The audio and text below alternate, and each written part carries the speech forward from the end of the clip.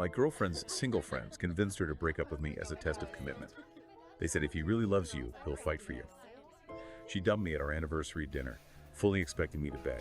I never thought I'd be sharing this story, but here I am, 6 months later, finally able to laugh about what might be the most ridiculous breakup in modern dating history.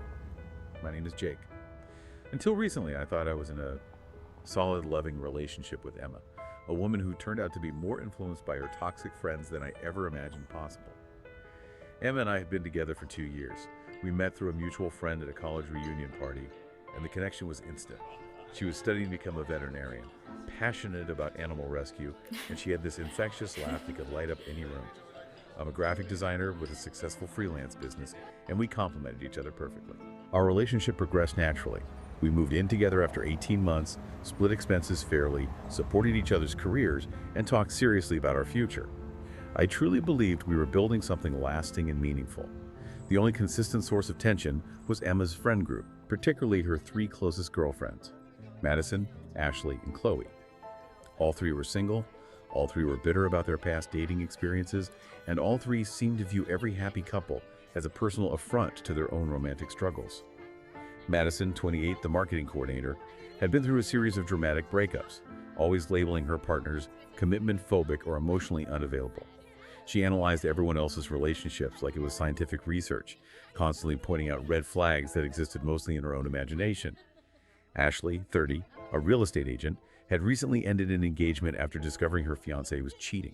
She responded by becoming convinced that all men were inherently untrustworthy and that any woman who believed otherwise was simply naive. Then there was Chloe, 26, the social media manager, who cycled through dating apps, constantly complaining that modern men lacked romance and the willingness to fight for love. She was obsessed with grand romantic gestures and believed relationships should operate like romantic comedies, complete with dramatic declarations.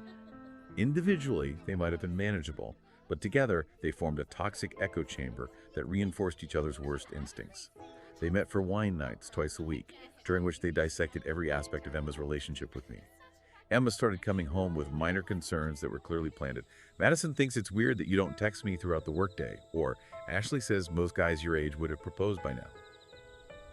I addressed these calmly, explaining my communication style or discussing our timeline, and Emma would seem satisfied.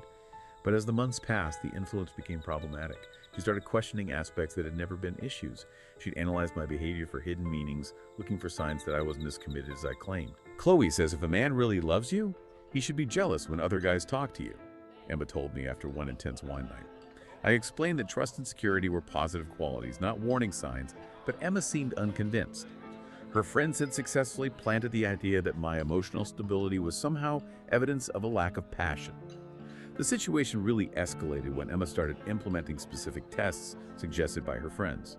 She'd cancel dates at the last minute to see how I'd react, flirt with other men in front of me to gauge my jealousy response, or pick fights about minor issues just to see if I'd chase her when she stormed off. These tests were exhausting and, frankly, insulting, but I tried to be patient because I could see she was struggling with insecurity that simply hadn't existed before her friends started poisoning her perspective. I suggested couples counseling, which she initially agreed to, but then canceled after Madison convinced her that wanting therapy meant our relationship was fundamentally flawed. The breaking point arrived on our 2-year anniversary. I had planned a special evening at the restaurant where we had our first official date, followed by a weekend getaway to a bed and breakfast in wine country, a place Emma had mentioned wanting to visit. I was genuinely excited to celebrate this milestone. Emma seemed nervous throughout the day, which I initially attributed to excitement. She had been secretive about her own plans, hinting she had something special to tell me. I assumed she wanted to give me a meaningful gift or talk seriously about the future. We arrived at the restaurant, reminiscing about our early dates, but Emma seemed distracted during dinner, checking her phone frequently. As we finished our main course and I was about to suggest dessert, Emma suddenly became serious and reached across the table to take my hands. "Jake," she said, her voice trembling slightly, "I need to tell you something important." I smiled, expecting a romantic declaration. "What is it?" "I think we should break up." The words hit me like a physical blow. I stared at her, certain I'd misheard. "What?"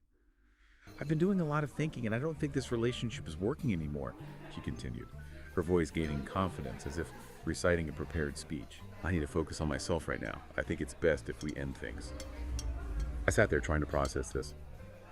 Emma, where is this coming from? We were just talking about how happy we are together. Sometimes happiness isn't enough, she said, pulling her hands away. Sometimes you need passion, intensity, the feeling that someone would do anything for you. I just don't feel that with us anymore. The language sounded exactly like the phrases I'd heard her friends use. This wasn't Emma speaking from her heart. It was Emma repeating talking points that had been drilled into her head. Is this about something specific? I asked, genuinely confused. Have I done something wrong? If there's a problem, we can work through it. Emma shook her head. Tears were forming in her eyes. It's not about anything you've done wrong. It's about what you haven't done. You've never fought for me, Jake. You've never shown me that you'd go to extraordinary lengths to keep me. You're just so comfortable with everything. There it was. The influence of her friends. Specifically, Chloe's obsession with men who dramatically fight for love. Emma was breaking up with me not because our relationship was flawed, but because it was healthy and stable. I looked at this woman and realized she'd allowed her toxic friends to convince her that drama and instability were the actual signs of true love. Emma, I said quietly, what exactly would fighting for you look like? What do you want me to do? She seemed genuinely surprised by the question, as if she'd expected me to immediately launch into passionate pleas. I don't know. Something. Anything that shows you care enough to not just accept this. In that moment, I had a choice. I could play the role her friends had scripted. Beg, plead, make a scene, and reinforce the idea that love should be a constant battle to prove worthiness. Or I could respect her stated decision and my own dignity. Okay, I said simply, signaling the waiter for our check. Emma's face showed confusion and then panic. Okay, that's it. You've told me you want to break up, I replied calmly. I'm not going to try to talk you out of a decision you've clearly thought about. If this is what you want, then I respect that. I paid the check, including a generous tip, and stood up. Emma remained seated, staring up at me, unable to comprehend what had just happened. Jake, wait, that's it, she asked, her voice breaking. I nodded. You said this is what you wanted. I'm not going to fight you on it.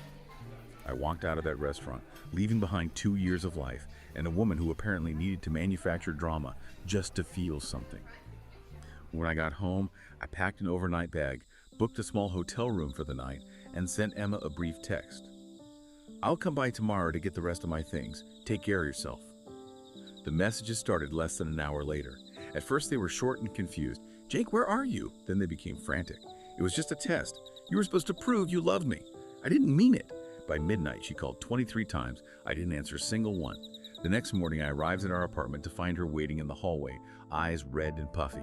Jake, please, she begged, grabbing my arm. It was stupid. Madison and the girls said stop. I gently removed her hand. I'm not mad, Emma. I'm just done. She started crying harder. You're supposed to fight for me?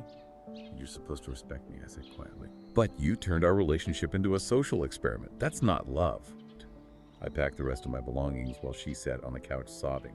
I left my key on the table and walked out without looking back. That was 6 months ago.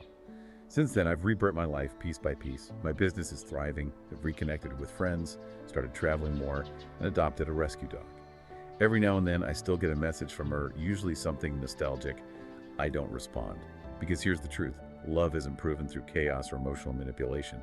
It's built on trust, consistency, and respect. And if someone ever tells you that you need to fight for them by ignoring your own self-respect, walk away. That's not love. That's control.